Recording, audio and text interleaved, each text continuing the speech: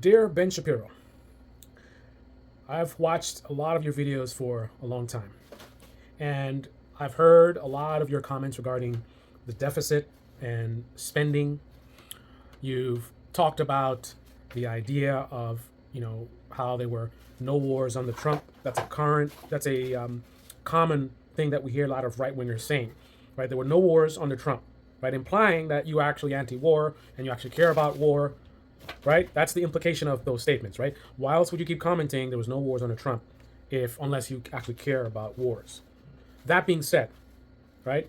And I'll give you the ridiculous propaganda narrative that you've been putting out there, which seems to align with what the mainstream media has been saying, right? What the establishment parties have been saying, right? Israel has a right to defend itself when no one said that they don't. This conversation is not about having a right to defend themselves or not. No one's saying Israel does not have a right to defend. Nobody's saying that, right? This is what the elites in the establishment have been saying. And for some reason, you, Ben, have been saying the same.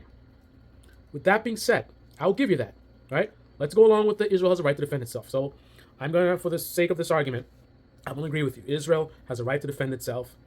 Let's not get into how they're doing their war and how they're bombing or whatever. Let Israel do their thing, right? Again, just for the sake of this argument, I'm going to concede that point to you, that Israel has a right to do whatever they want to do, however they choose to defend themselves. That's Israel. Okay. That being said, right now, Joe Biden, you've told us, is very weak, right? Has he ever been more weak than he is right now? He's told Israel that basically there's no red line. He has given Israel a blank check. How much ever bombs you want, you got it, right? Whatever you guys choose to do, it's on you, right? They will say stuff just really to appease the voters and, well, they should be more careful, blah, blah, blah. But ultimately, Joe Biden has said multiple times, there's no red line. He's not going to do anything. There's no point in time where the most we've gotten from is Kamala Harris with her fake, it's not off the table that we might pressure Israel or something like that, right? That's how passive the language is, that it's not off the table that they might actually take some kind of action, right? So essentially that means they're not going to take any action. There's no red line. However Israel chooses to do things, we're going to back them up, right? That being said, and again, let's match that with your rhetoric about anti-war and spending. What do you think happens when Israel, right now they've been bombing all over the place, 2,000-pound bombs, all this kind of stuff, right? They're right to defend themselves, let them do whatever they want to do. Yeah, but if we're supplying them the weapons for it, and we're their ally, right? And we've drawn no red lines. What happens when they go and they bomb another country? Let's say they kill some high-ranking Iranians. If they go do that and Iran decides to strike back at Israel, will that not make us have to defend our ally? And now we're going to have American troops out there fighting this war? Israel has a right to defend themselves. But what does that got to do with us? Why do we have to be funding it? Why do they have to be using our weapons to do it? And why do we have to be Israel's bitch to the point that they could just easily bomb and kill some people in Iran, right? And force us, America. I mean, aren't you part of the clan? We're the greatest country on earth. Why is it that the greatest country on earth with all our wealth and power, why are we subservient to another country? Why is another country able to just easily dictate what our military does?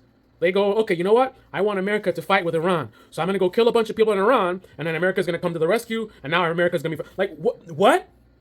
So we got a weak-ass, bitch-ass president who you've been telling us how weak he is, but now I don't hear that rhetoric anymore, even though he's never been more weak. We have a situation where we are vulnerable to having our American troops have to go and risk their lives in some war that, how long might this last? This could be a war that we could be in for 10 years. I mean, look what happened in Afghanistan. Right? We could end up in a war that could last as long as Afghanistan. We get in a war with Iran back and forth. How many thousands of American lives could die as a result of that? Are you okay with that? Are you okay with leaving that door wide ass open for us to be pushed into a war with some other country? Again, Israel, if you want to say they got a right to defend themselves, do what they do, that's fine. But if we don't have a red line, if we're just like, we're with you until death do us part, then that means Israel has the power to command the United States to go to war with another country. All they got to do is bomb them, make them retaliate and attack Israel, and then here we'll come to the rescue America, right? If you really care about things were peaceful under Trump, then why aren't you worried about pushing us into a war that could last for who knows how long. Why in this instance? I mean, you can be defensive of Israel. You could say, I don't think it's genocide, whatever.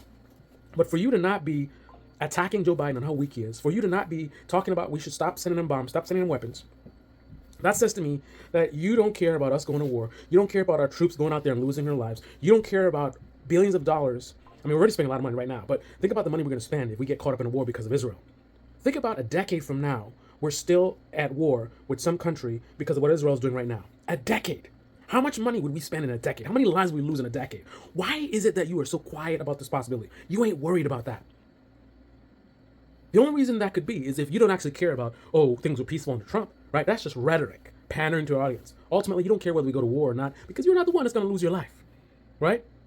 You're not the one that's going to go out there and lose your life. It's other people, right? So you're not worried about that. I got you, Ben Shapiro. You're a fraud. You're a liar. You're a propagandist. And you stand for nothing. You're immoral.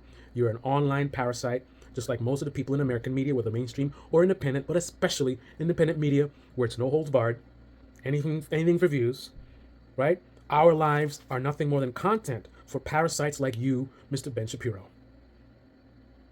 How horrible of a human being are you? Very. This is Debate Me channel. Debate Me in the comment section below. Click on the like button, subscribe, smash that bell. Be well.